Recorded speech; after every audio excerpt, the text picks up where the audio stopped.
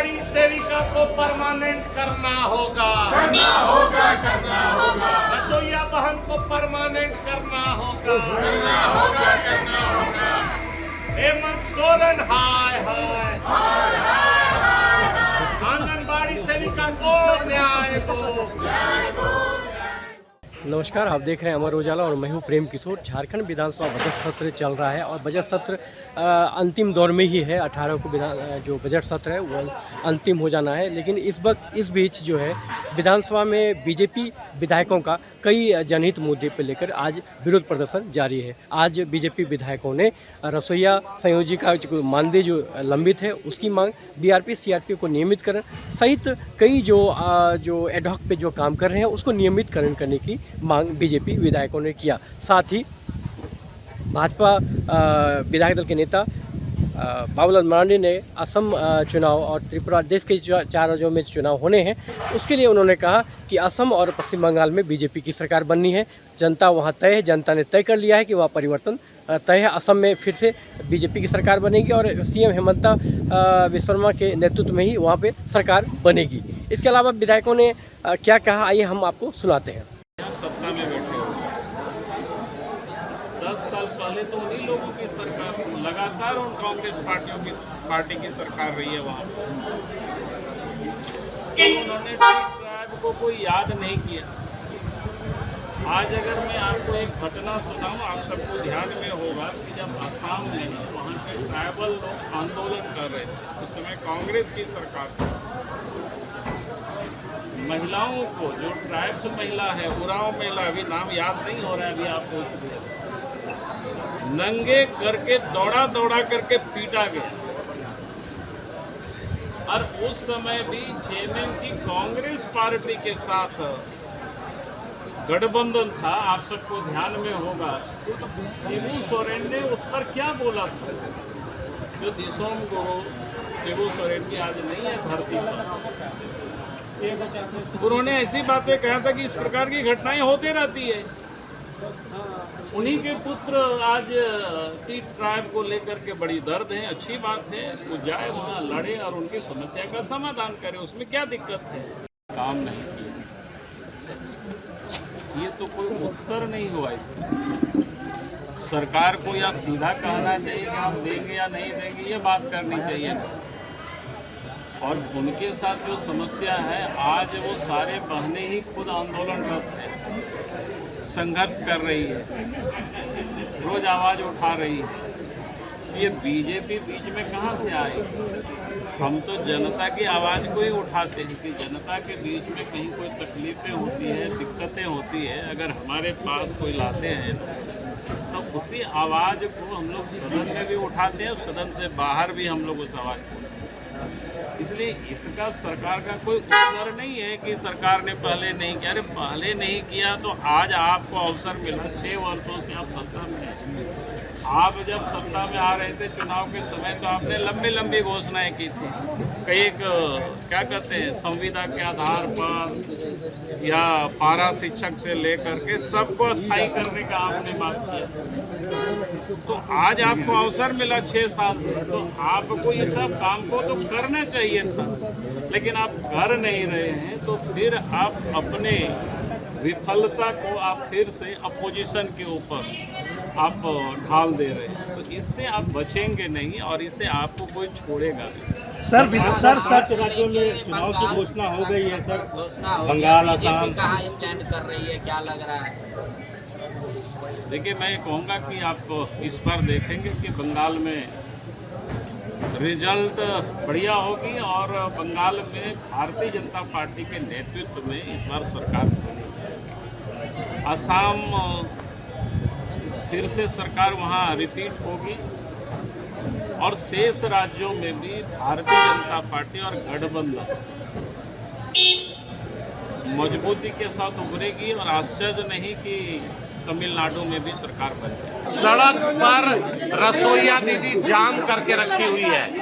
आंगनबाड़ी सेविका, सहायिका, जो हमारे कृषक मित्र है, ऊर्जा मित्र है, आज सड़क पर है।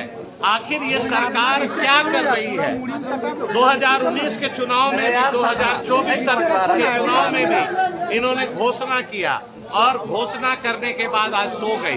लगातार ये संघर्ष कर रहे हैं, मांग कर रहे हैं, लेकिन सरकार न सदन के अंदर न सदन के बाहर इनकी बात को बोलने से कतरा रही है। आखिर लाचार होकर हमारी रसोइया हो, आंगनबाड़ी सेविका हो, सहायिका हो, ऊर्जा मित्र हो, कृषक मित्र हो, बीआरपी हो, सीआरपी हो, जेएसएलपीएस के पदाधिकारी हो, इस सरकार से नाराज होकर संघर्ष कर रहे हैं, सड़क पर लड़ रहे हैं और हम लोग सदन के अंदर और सदन के बाहर उनकी मांग को समर्थन दे रहे हैं। कर रहे हैं तो आपको निचले स्तर से काम करना है, क्योंकि जो भ्रष्ट अधिकारी वो वहीं पे बैठे हुए हैं।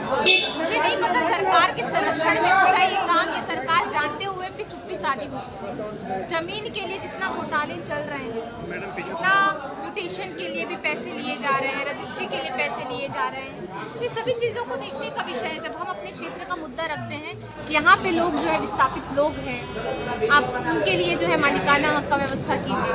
सरकार घुमा देती है कि ऐसा हो रहा है, वैसा हो रहा है, यहाँ पे हम नहीं कर सकते, पर आगे ये चुनाव प्रचार में वादा करके जाते हैं पर वादा नहीं पूरा करते हैं। तो ये सभी चीजें हैं। न्यूनतम हो गया और आज के दिन में ये जोड़ने का सरकार काम नहीं कर रही, काटने का सरकार काम करी, किसी न किसी बहाने से ये काटने का काम करी है।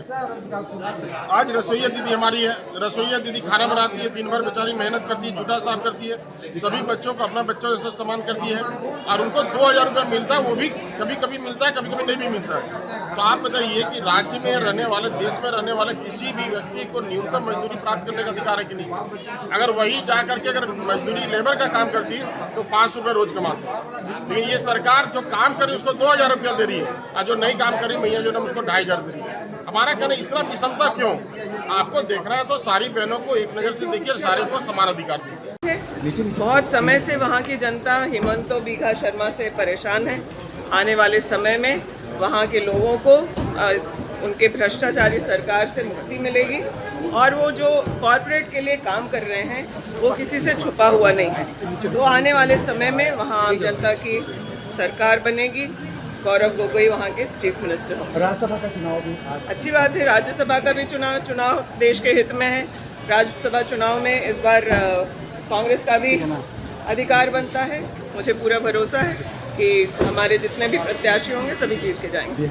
देखिए, किसी भी चीज़ को, किसी भी मांग को लेकर के लोकतंत्र का ये अधिकार है उनका। हम इस चीज़ का स्वागत करते हैं, वो आंदोलन भी करें, अपनी बातों को विधानसभा के पटल पर भी रखें। और निश्चित रूप से हमारी सरकार बहुत ही संवेदनशील है। हम लोग काम कर रहे हैं, जहाँ तक आंगनबाड़ी सेविकाओं का या फिर रसोईया जो दीदी हैं उनका मामला है, और ये हम लोग विधानसभा में इन्हीं सब मुद्दों को लेकर के आते हैं। तो ये बहुत स्वागतकारी है। आप आंदोलन कीजिए, अपनी बातों को पटल पे रखिए, लोकतंत्र का ये अधिकार है और ये स्वागत योग्य है। और हमारे जो मुख्यमंत्री जी हैं, हमारा विभाग है, ये सब लोग हम लोग काम कर रहे हैं। तो बहुत जल्द विपक्ष का आरोप है कि आप लोग युवा और महिलाओं को छलने का काम कर रहे हैं। जो महिलाएं काम कर रही हैं उनको 2500-3000 रुपये दे रहे हैं, जो काम नहीं कर रही हैं उनको 2500 रुपये दे रहे हैं। देखिए, आपका चरित्र जो है ना, ये चरित्र जो बिहार में है, जो चरित्र मध्य प्रदेश में है, जो चरित्र बाकी के भाजपा शासित राज्यों में इनके विधायकों का चरित्र है,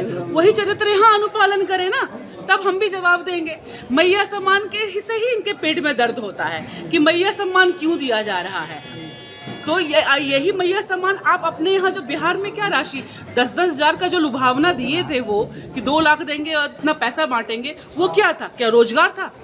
जो बिहार की महिलाओं को आपने पैसा दिया वो रोजगार में दे रहे थे, रोजगार करवा रहे थे। कौन सा व्यवसाय करवाए, क्या करवाए वो लोग? तो धरातल पे आप हैं नहीं, वहाँ पे आपका मुखौटा कुछ और है, यहाँ झारखंड में मुखौटा फिर आपका कुछ और हो जाता है। एक चरित्र रखिए, एक चरित्र रख करके आप अपनी बात को विधानसभा के पटल पे रखिए। हमारे मुख्यमंत्री जी बहुत ही संवेदनशील है, हमारी सरकार संवेदनशील है और अपनी जनता के हर सुख दुख को समझते हैं हम लोग और उनका निष्पादन भी करते हैं। तो वही है कि आज हम लोग अंतिम दौर है विधानसभा का, 2 दिवसीय विधानसभा और बाकी है। हम लोग पूर्ण जोर लगा देंगे। आज हम लोग मांग कर रहे हैं आंगनबाड़ी सेवक सेविकाओं के लिए हम लोग उनका सम्मान करे सरकार, उसके बाद रसोईया संघ का सम्मान करे सरकार, उसके बाद ऊर्जा मित्रों का सम्मान करे सरकार आज हम लोग सरकार से मांग कर रहे हैं कि इनको सम्मानजनक इनका वेतन मिलना चाहिए। कोई वेतन में सरकार भेदभाव क्यों कर रही है? महिला सम्मान में सरकार का कोई भेदभाव नहीं, लेकिन वेतन में भेदभाव।